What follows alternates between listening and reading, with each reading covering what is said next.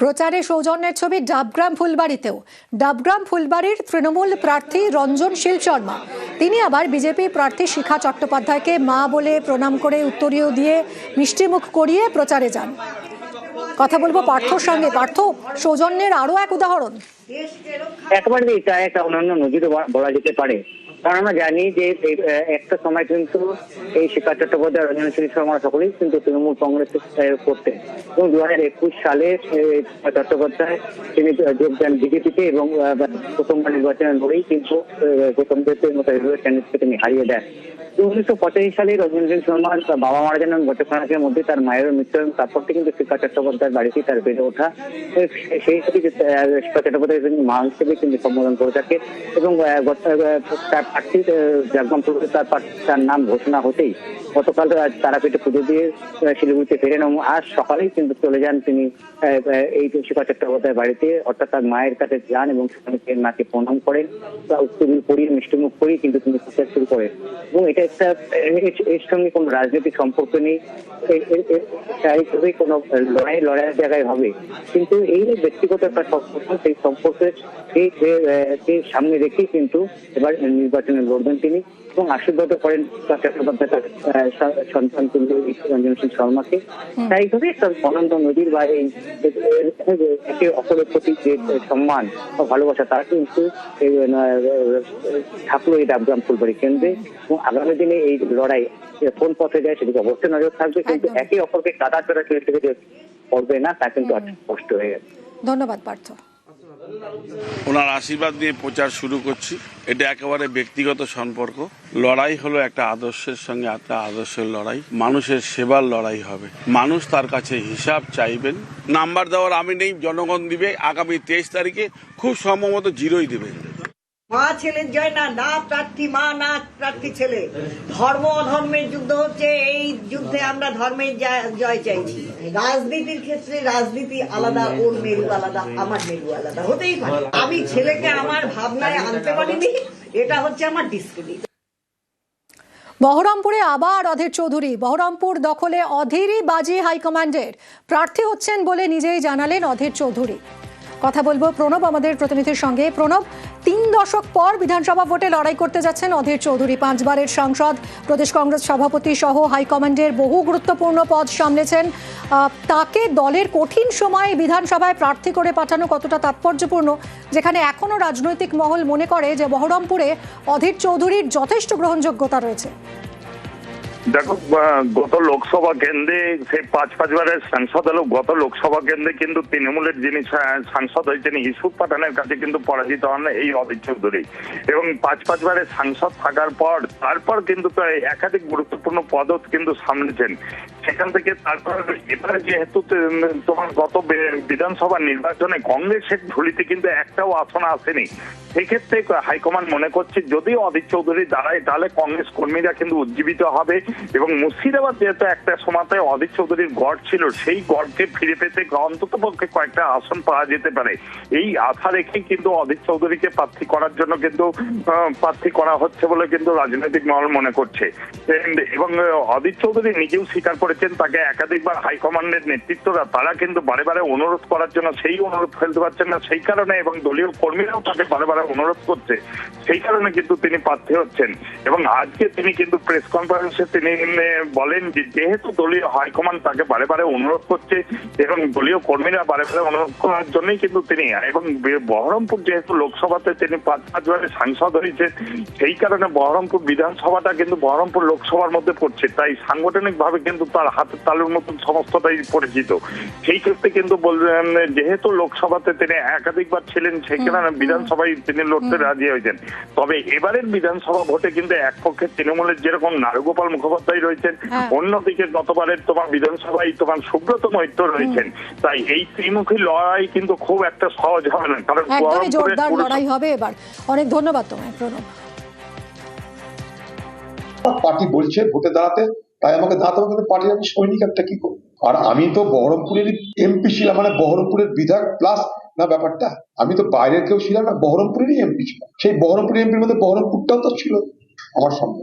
হ্যাঁ, অস্বস্তিটা একটা লাগবে, এতদিন একটা হয়ে এমপি ভোট করেছি, হঠাৎ করে এমএলএ ভোট করতে হয়তো হতে পারে, কারণ আমার পার্টি সেরকম চাইছে, ফলে আমি পার্টি ম্যান, পার্টি যেখানে বলে সেখানে আমাকে যেতে হবে। যদি সাধারণ মানুষ আমাকে চাই, আমি নিজেকে ভাগ্যবান বলে মনে করবো, কারণ এটা এত বড় স্বীকৃতি তো হয় না যে মানুষ চাইছে তাই কেউ দাঁড়াচ্ছে।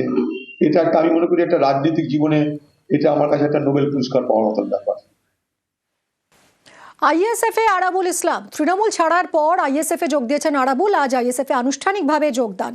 ভোটের মুখে ভাঙড়ের প্রাক্তন বিধায়কের দল বদল। আরাবুলকে আগেই সাসপেন্ড করেছে তৃণমূল। কথা বলবো কল্যাণ আমাদের প্রতিনিধির সঙ্গে। কল্যাণ, আরাবুল ইসলামের এই আইএসএফ এ যোগদান তৃণমূলের ভোট ব্যাংকে কতটা প্রভাব ফেলতে পারে, এবং ভাঙড়ে এবার তৃণমূলের প্রার্থী শওকত মোল্লা কতটা বেগ দিতে পারেন আরাবুল, কি মনে করছে রাজনৈতিক মহল? একেবারেই মিমি জানিয়ে রাখি, আরাবুল ইসলামের এই যে দলবদল, সেই দলবদল নিয়ে যথেষ্ট উচ্ছ্বসিত এই ভাঙড় সহ ক্যানিং পূর্বের যে সমস্ত আইএসএফ কর্মী সমর্থক রয়েছে তারা। কারণ আরাবুল ইসলামের নিজস্ব একটি ভোট ব্যাংক আছে বলে দাবি করতে, তারই পাশাপাশি যে ভোট মেশিনারি হিসেবে পরিচিত আরাবুল ইসলাম, সেই ভোট মেশিনারি এবার ভোটে কিন্তু আইএসএফ এর হয়ে কাজ করবে। এতদিন যে ভোট মেশিনারি হচ্ছে পাশাপাশি আরাবুল অ্যান্ড কোম্পানি যারা তৃণমূলের হয়ে কার্যত ভোট করাতো, এলাকায় তৃণমূলকে জেতাতো, এবার সেই আরাবুল ইসলাম তার দলবল সহ কিন্তু আইএসএফ এ যোগ দিয়েছে বলে দাবি করছে। আজকের প্রাথমিকভাবে আরাবুল ইসলাম ফুরপুরা শরীফে গিয়ে সেখানে আইএসএফ এ যোগ দেওয়ার পরে তার যে সমস্ত কর্মী সমর্থক রয়েছে ধীরে ধীরে কিন্তু সকলেই তারা আইএসএফ এ যোগ দেবে। ফলে এই যে ভোটের মুখে আরাবুল ইসলামের দলবদল, তার যথেষ্ট প্রভাব পড়বে বাংলার রাজনীতিতে। মিমি, ধন্যবাদ কল্যাণ।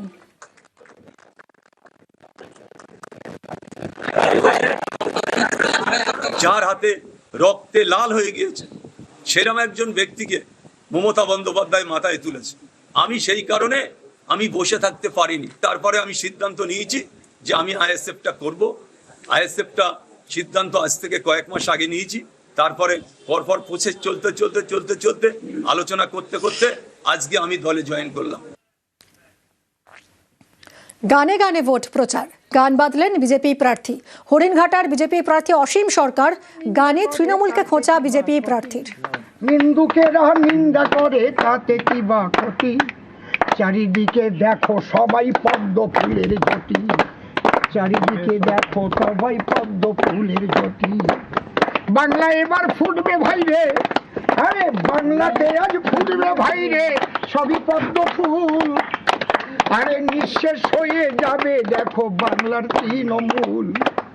ওরা সবাই গাইছে দেখো উন্নয়নের গান, 26,000 চাকরি গেল উন্নয়নের দান। ওদের কিছু বলতে গেলে বলে দিচ্ছে শিশু সাথী, আর চাকরি চাইতে গেলে ওরা পাছায় মারে লাথি, ওরা পাছায় মারে। ভারত মাতা কি। আরো কিছু প্রচারের ছবি দেখায়, কারণ নাম ঘোষণা হতেই সব প্রার্থীরাই একেবারে জোরদার প্রচার শুরু করে দিয়েছেন।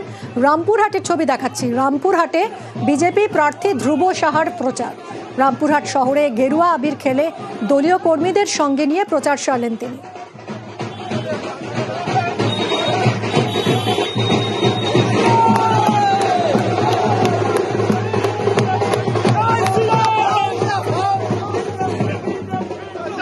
রামপুরহাটের বিধায়ক 5 বছরে রামপুরহাটকে কি দিয়েছে, রামপুরহাটের মানুষ কি পেয়েছে, আর আগামী দিনে রামপুরহাটের মানুষ ভারতীয় জনতা পার্টিকে জিতালে কি পাবে, এইটার লড়াই হবে। আমরা ভারতীয় জনতা পার্টি বীরভূমের রামপুরহাটের মানুষকে সঙ্গে নিয়ে এখানে তৃণমূল কংগ্রেসের অপশাসনের বিরুদ্ধে, অনুন্নয়নের বিরুদ্ধে ভোট করব।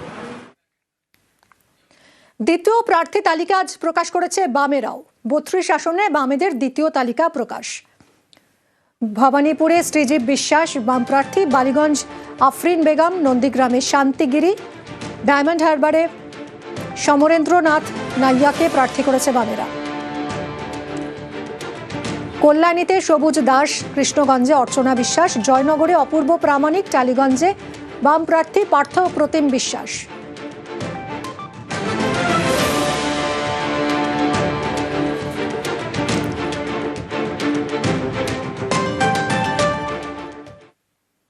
দিনভর প্রচারে উত্তরপাড়ার সিপিআইএম প্রার্থী মীনাক্ষী মুখোপাধ্যায়। দলীয় কর্মীদের নিয়ে কোন্নগরের ঘোষালবাগান এলাকায় জনসংযোগ সারলেন তিনি।